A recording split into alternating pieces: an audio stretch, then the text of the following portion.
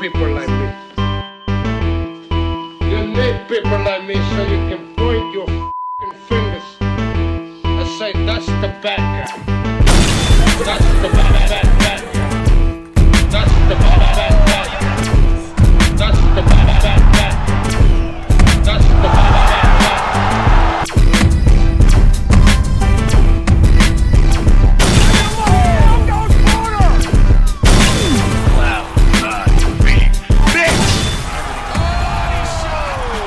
Welcome to the motherfucking relay. We're covering today's top boxing news. Okay, we'll start with this.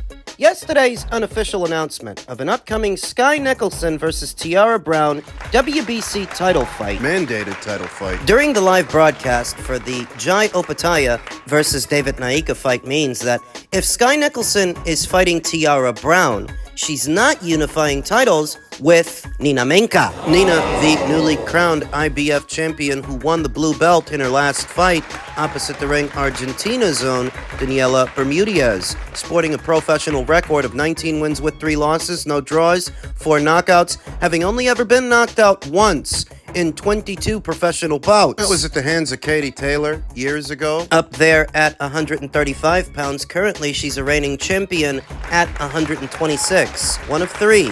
There's Nina, there's Sky, and of course, there's Amandia Serrano. So, because Nina isn't going to be unifying titles with Sky Nicholson in her next fight, that means she's more or less free and available to perhaps unify titles with Amandia. The possibilities. Amanda Serrano just had her second fight with Katie Taylor, and there is talk of a trilogy. There is talk of doing it again. But if for some reason that doesn't happen, Amanda can always return to featherweight and unify titles with Nina, who she was supposed to fight on a previous occasion. In Puerto Rico. But Amanda suffered an injury to her eye right before the fight, and they ended up not fighting. They still can now. If things don't work out with Katie and Amanda for a trilogy. That's one possibility. Yet another. Karis Artingstall. We haven't seen or heard much from Karis Artingstall, Sky Nicholson's amateur rival turned professional boxer, right there at 126. I feel like Boxer is doing a piss-poor job of promoting Karis. I feel like they're just not doing enough. We don't see her out there often enough. Karis. They're not doing with Karis what Matchroom has done for Sky Nicholson, but they can make up for it by putting Karis in the ring with Nina. If they can fast-track her to the blue belt, make it worth Nina Meinke's while. Pay to play. Because they would have to. To my knowledge, Karis is not her mandatory challenger. She is not owed a world title opportunity, but if Boxer is willing to put the money up, pay to play, they can perhaps make that happen. Karis Artingstall versus Nina Meinke. I think Karis would knock her out. If they made the fight. If you haven't seen Karis in action, she's got more or less the same physical dimensions as a Sky Nicholson with more spite, more mean streak, and more power. She's good. Though I don't feel that Boxer is doing a good enough job of pushing and promoting this fighter. One way they can do that is get her a title shot. Do it! That'll shake things up at 126 and breathe new life into the Karis Artingstall versus Sky Nicholson rivalry on the premise that Sky Nicholson means to become this division's undisputed champion. And if Karis picks up a belt, that puts the both of them on a collision course in all of their prior history. That Karis is the one who dashed Sky's Olympic dreams. Karis beat her in the amateurs. Some debate as to whether or not she deserved to, which is neither here nor there. Since we know what the official outcome is, now here they are again, competing and campaigning at the same weight. If Karis picks up a belt, that makes her a great fight. And if Sky's fighting Tiara in her next fight, she's not fighting Nina, which creates an opportunity for Karis. For Raven. Queensbury Promotions' own Raven Chapman, who faced Sky Nicholson in her last fight in Saudi and suffered her first professional loss. It's my understanding that she wasn't feeling well going into that Sky Nicholson fight, but didn't have the heart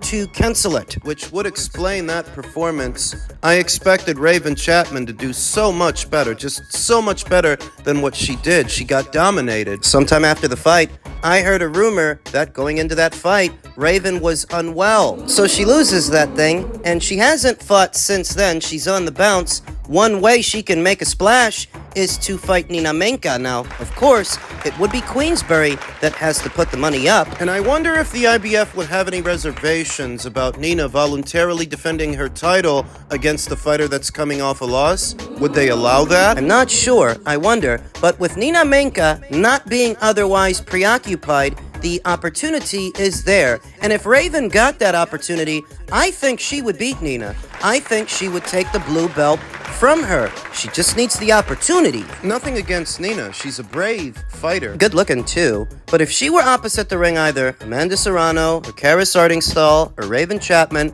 I do think they would all beat her. I do. There's also the off chance that Nina Meinke has a voluntary defense coming up, that her own people, her own team, have a fight lined up for her. Nothing too risky, nothing too dangerous. She only fought once last year, the Daniela Bermudez fight for the vacant title. Other than that, she didn't see action. I can only assume that she aspires to have a more productive 2025 than 2024 was. The bottom line is, if Sky Nicholson ain't unifying titles with Nina Meinke, that means Nina might be available for some other fights with some other fighters. And those fighters need to jump on this. Their promoters need to jump on that opportunity to get their hands on a belt. Over to the inaugural Ring Magazine Awards, two of the categories that are up there. Comeback of the Year. For Comeback of the Year, they've got Daniel Dubois, Nick Ball, Billy Dibb, Angelo Leo, Masamichi Ibuki, and Pedro Tuduran. Who would you give it to? A fighter that's not listed here. If I had to give an award to a fighter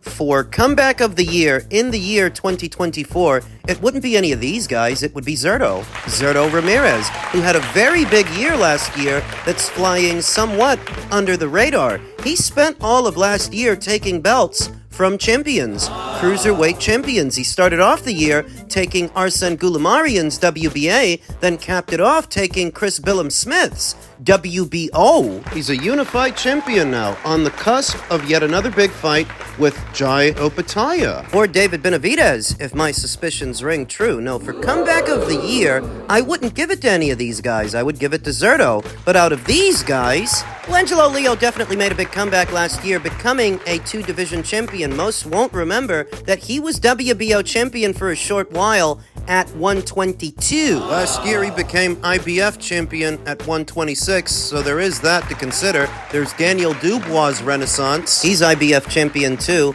The runner-up for me would be Daniel Dubois. I would give Comeback of the Year to Zurdo Ramirez, and the runner-up would be Daniel Dubois, who did have a big year last year. It was a hell of a comeback. Still riding high, and the best is yet to come. Can he stay on form? Can he have a long reign as a champion? Questions that need answers. Who deserves to be Prospect of the Year? The 2024 Prospect of the Year. They've got Moses Italma, Abdullah Mason, Emiliano Vargas, Yon Lee Hernandez, John O'Robio, and Denier Perro. Riff. Out of those 6 names, the prospect that got my attention the most last year would have to be Moses Italma, with Abdullah Mason being a close runner-up. Abdullah! Moses was on form. I mean, this kid is frightening. 19, going on 20 years old, looking the way that he's looking and doing what he's doing to these grown men. I mean, look at what he did to Dempsey McKean in a matter of seconds. Marius Vach. I never like to get ahead of myself with unbeaten up-and-comers that are coming through. I don't like to have those knee-jerk reactions and just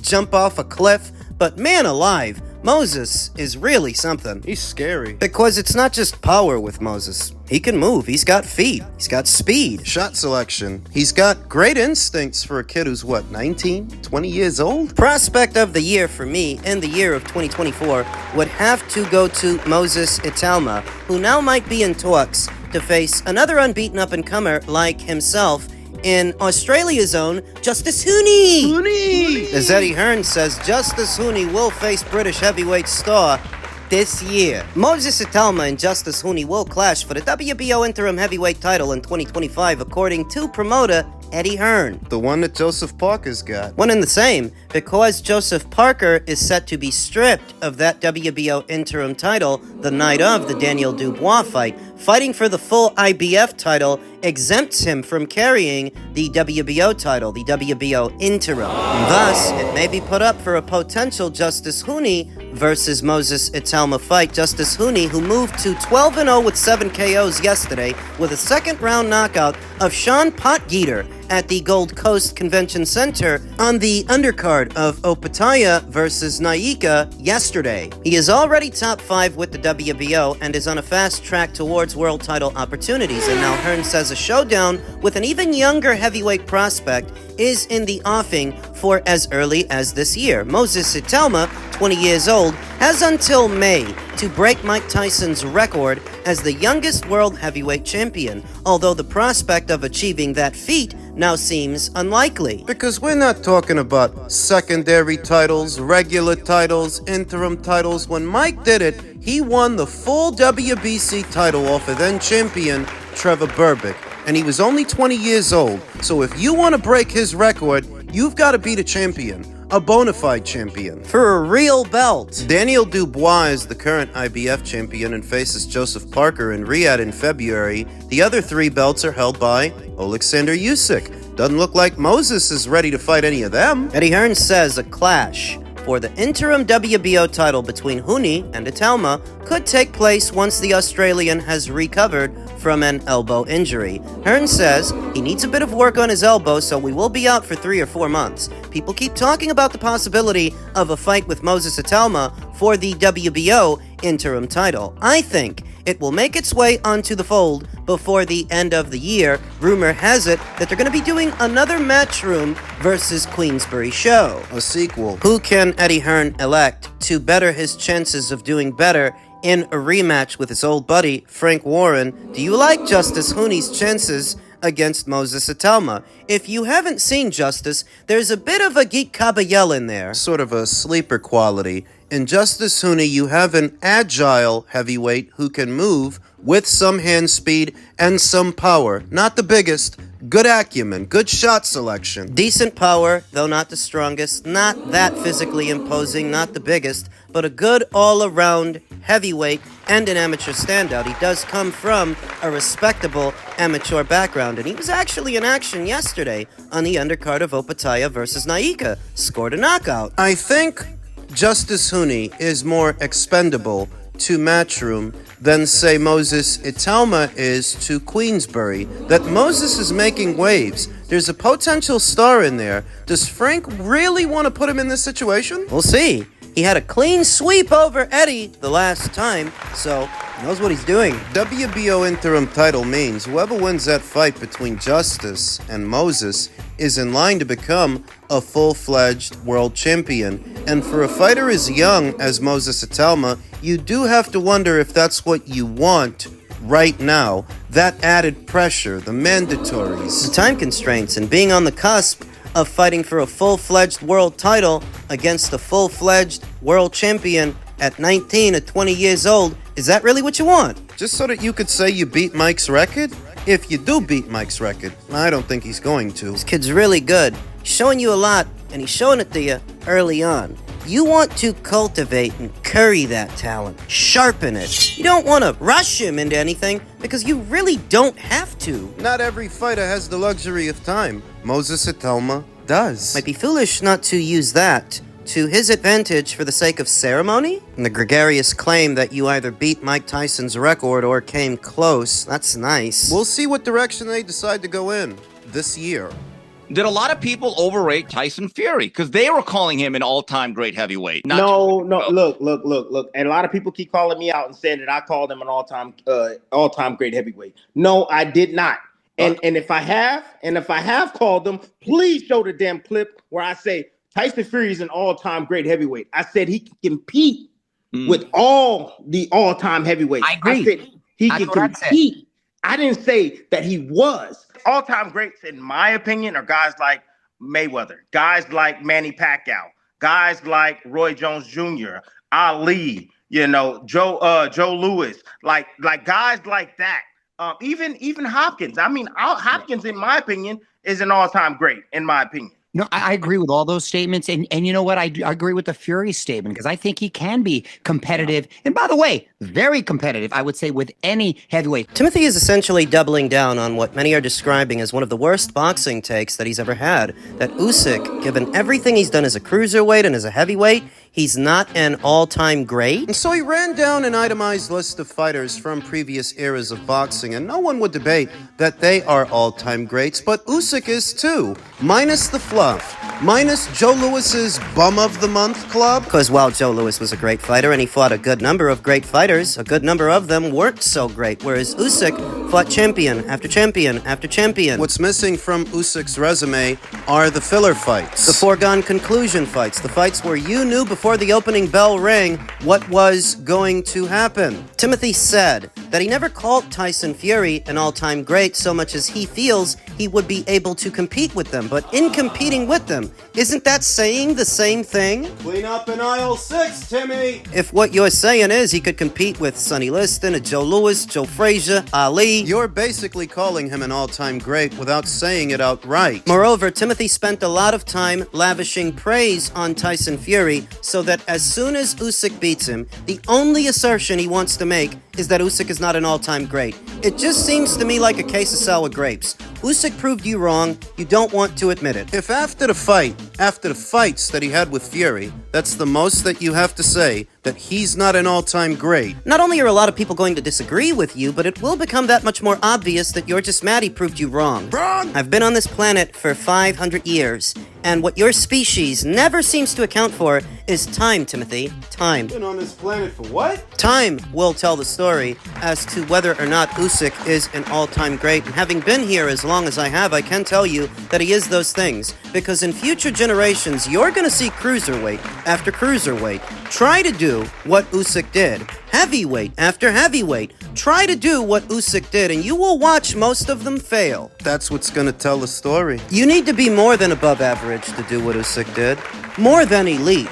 You need to be great. And to do it all on the road, as the away fighter, over and over. Timothy knows how hard it is to win a decision as the away fighter, with no advantages. The promotion is not behind you. They can job you whenever they want. They could have jobbed him in Russia, and nobody would have batted an eyelash, but he made the fight so dominant, so one-sided against Kasiev, they couldn't take it from him. Anthony Joshua in the UK, Tyson Fury 2 times in Saudi. You're telling me this guy's not an all-time great? Cut the crap, Tim. Let's just cut the crap of the previous era of heavyweights that is now coming to an end. They thought it might be Anthony Joshua who was the last man standing, or Deontay Wilder. Then for a while, they thought it would be Fury. No, it was Usyk. He was the last man standing. You don't give this guy his flowers while he's still around. You're sending the wrong message to the next generation of fighters that you can go undisputed. Not once, but twice. And there are still going to be people out there that tear you down, that say you ain't good enough. So why would the younger generation want to put themselves through that, aspire to that, when one of the guys that did? You don't give him his flowers. Because he didn't fight enough Tom Schwarzes, or Dominic Breazeals, John McDermott, Robert Helenius's, because he doesn't have enough fights like that in between the major fights. We're gonna say he's not an all-time great. Come on, Tim. You're better than that. I know your planet, Timothy. No, no. He is one of the greats of your species.